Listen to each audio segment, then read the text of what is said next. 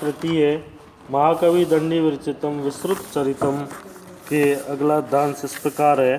स पुण्य कर्म भी प्राप्य पुरुषायुषम पुनर्पुण्येन प्रजानाम गण्यताम रेषु तदंतर अनंतवर्मानाम तदा अति वनिध्य तिष्ठतः स सर्वगुणैः समृद्धो अपि दैवादण्डनीत्यां नात्यादृतो अभूतः तमेकदा रहसि वसुरक्षतो नाम मंत्री वृद्ध पितुरस्य बहुमत प्रगल्भ वाग भासतः।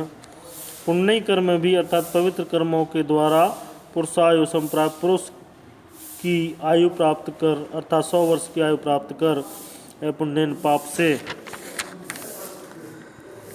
वह अपने पुण्य कर्मों से पुरुषायु अर्थात 100 वर्ष की आयु पूर्णायु 100 वर्ष की मानी गई है प्राप्त कर प्रजाओं के पाप के कारण देवताओं में जाकर मिल गया, देवलोक को प्राप्त हो गया अर्थात मृत्यु को प्राप्त हो गया। इसके पश्चात उसका पुत्र अनंत वर्मा जिसको पुण्य वर्मा से ही प्रभाव प्राप्त हुआ था पृथ्वी राज्य पर बैठा शासन करने लगा।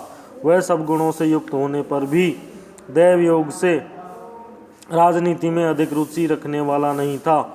एक समय उसको एकांत में ले जाकर उसके पिता द्वारा अत्यधिक सम्मानित तथा अनुभवपूर्ण बातें कहने वाले वृद्ध मंत्री वसुरक्षित ने उससे कहा कि तातः सर्वैवात्मसंपद अभिजना प्रवर्तन्योन्नवात्र भवति लक्ष्यते बुद्धिश्च निसर्ग पट्वी कालासु नृत्य गीतासु चित्रेषु च काव्यविस्तरेषु प्राप्त विस्तारा तवेभ्य प्रतिविशिष्यते तथा अप्यसाव प्रतिपादात्म संस्कारार्थशास्त्रेषु अनग्रिसंशोधिते हेम जातिर्नातिर्भाति बुद्धिहीनो हि भूभृत्युच्छ्रितोऽपि परैरध्यारोहमाण आत्मानं न चेतयते न च शक्तः साध्यं साधनं वा विभज्य वर्तितुम्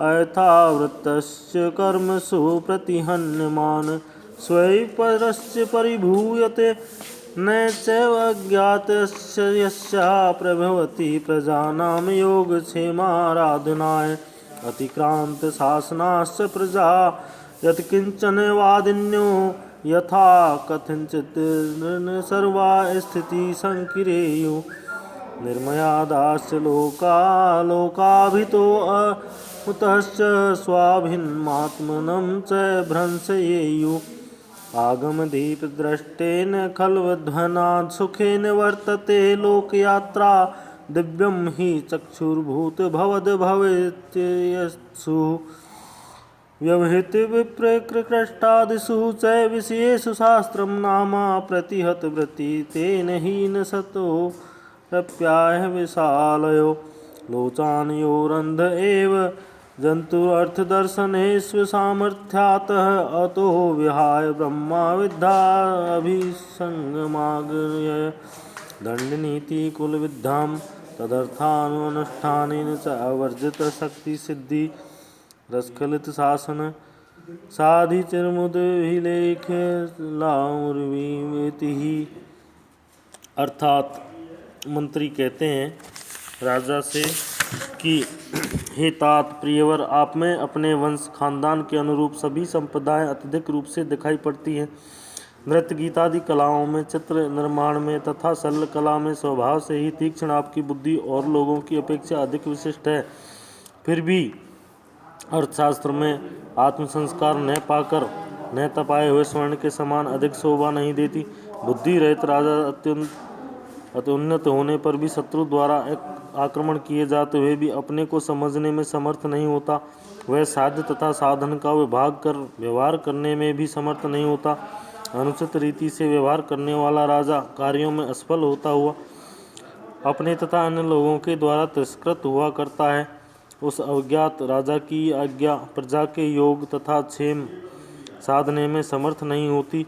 शासन का उल्लंघन करने वाली प्रजाएं अपनी इच्छानुसार जो चाहती हैं वही कहने लगा करती हैं, अपनी इच्छानुसार व्यवहार करने लगा करती हैं तथा अंत में संपूर्ण स्थिति को छिन्न भिन्न तितर बितर कर देती हैं। ऐसी मर्यादाहीन प्रजाएं इस लोक तथा परलोक से अपने को तथा स्वामी को भ्रष्ट कर देती हैं।